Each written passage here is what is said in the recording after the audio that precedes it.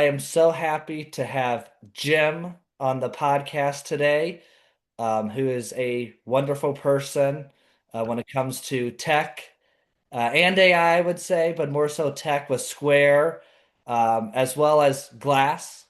You've lived in St. Louis your entire life, so tell me a little bit about what it was like growing up in St. Louis, going to college, and then getting involved in the tech world. True, born and raised in St. Louis. I no longer live there. My wife couldn't stand it anymore, and we moved 5 years ago to New York City.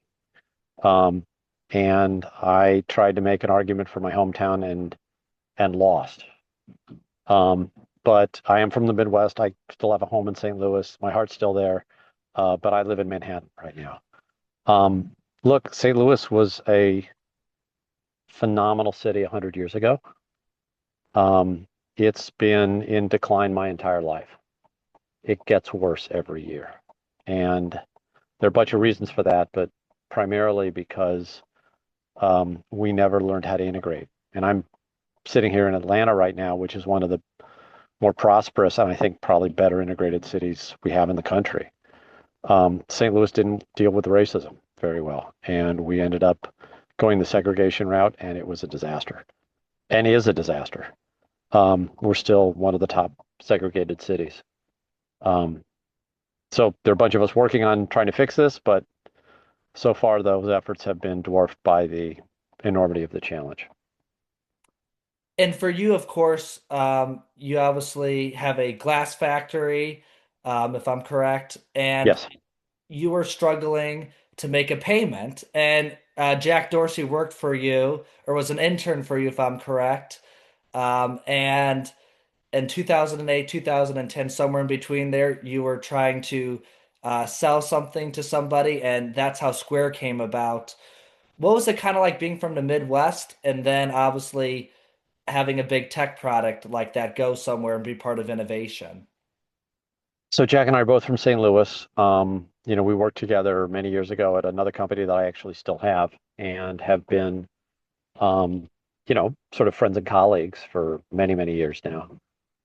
He called me when his time at Twitter ended the first time, like kicked him out. They've kicked him out several times, but the first time they kicked him out, he called me. Um, and we decided to work together. We didn't know what we were going to do.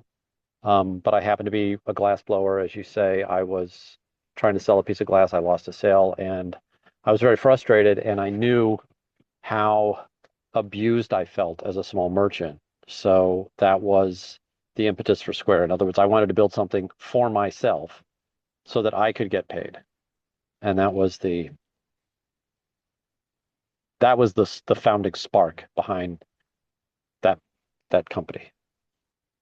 And it's incredible. I see so many people use it still today. And obviously, you do some work with Cash App and things like that. And Cash App is big with college students, as well as things like Venmo.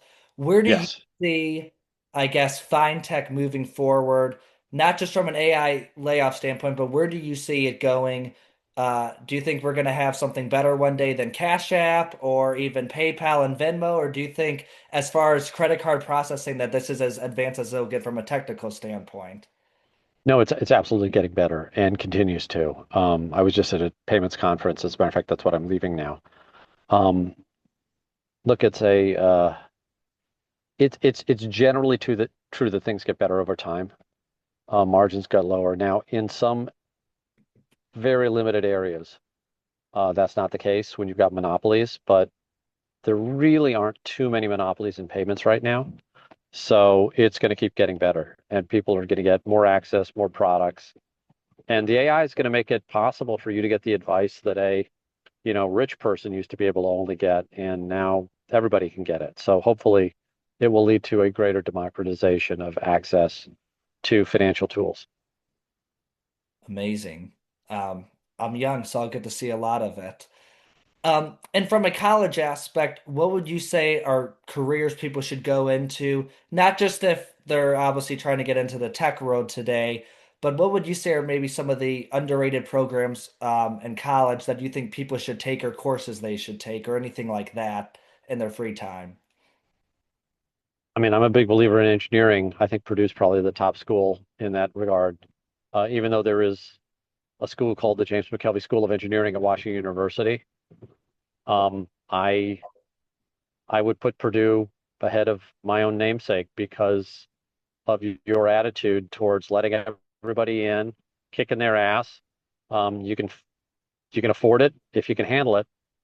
Purdue's going to let you get a world-class education. And I'm particularly interested in engineering because it's a very durable skill set. Like you might not use these specific engineering tools that you learn in school, but you will learn how to learn and you will learn how to work on hard problems and you'll learn how to work on teams. And that's taught better in engineering school than in anything else. And though I would say, programs like MIT would also qualify, the my favorite statistic, which I learned from Jim Bullard, who runs your business school, is, you know, MIT, Stanford, and Caltech are ranked above Purdue in engineering, but Purdue produces more engineers than all three of them combined. So, like, if I was a student right now and I actually ran into a student 20 minutes ago and told him this, like, go take some engineering classes, go get your ass kicked, go see what you can handle, because believe me, um, it's easier to learn it in school than to learn it out in the real world. Wow, wise words of advice. And a couple other questions. What is something that has always inspired you, no matter it's in the glass factory, in the tech world, or anything else? What's something that always inspires you? Is it family? Is it religion? Is it doing good, in your opinion? What is it for yourself? I mean, obviously I'm, devoted to my family, but if I had to talk about motivation, usually it's problems. Usually it's things that I see that I think are wrong that need to be fixed. It's generally the case that I see a lot of problems and I let them go, and then some problems I try to fix. Like I was really, really heartbroken. Um, one of my workers' um, son was shot and murdered in St. Louis, and so I spent, 10 years trying to build up part of the town where the murder happened. Trying to go there and say, well, if I grew up in this world, what would my life be like? And I tried to build things. So, you know, um, those are sort of dark forces, but they're very powerful and I listen to them. So I wait until a problem, I won't say appeals to me, like a problem grabs me. There's something I think needs to be fixed. And then I just work on that. Great to hear, and so sorry to hear about what happened to a colleague of yours. That's Yeah, horrible. it was terrible. Kid was shot delivering a pizza. Just horrible to hear. Yeah. Wow. And do you think that do you kind of feel like, I guess, do you think technology is going to wipe out 80% of jobs, 90% of jobs like they're saying, or do you think that Gen Z and millennials will have a little bit more time?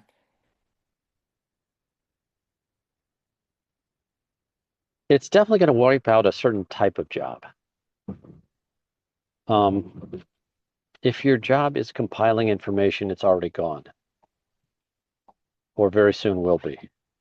If your job is using information and building new things, it's probably safe. Wow.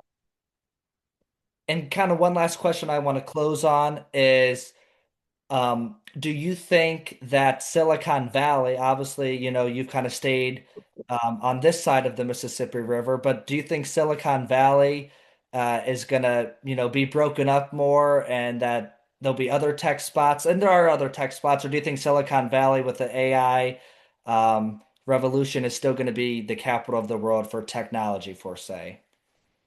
I mean, despite everything California does to try to drive creativity out of its jurisdiction, uh, they've got this magic formula out there, and I think it's sort of like Shenzhen, China. Like you're not manufacturing stuff unless you're manufacturing it in Shenzhen for certain components.